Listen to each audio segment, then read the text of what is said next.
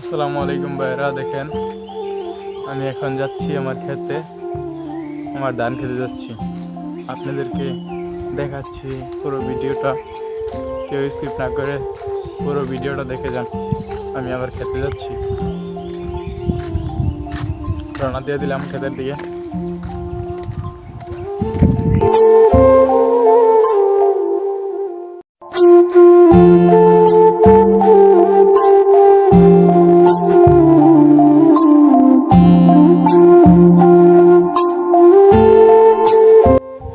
এখন আমার বাড়ির দিকে রওনা দিতেছি। আমার ধান ক্ষেত্র দেখাইলাম আপনাদেরকে, এই যে এটা আমার ধান ক্ষেত, দেখেন।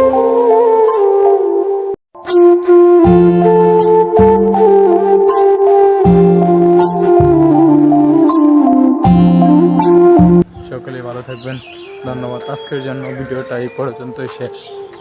আল্লাহ হাফিজ।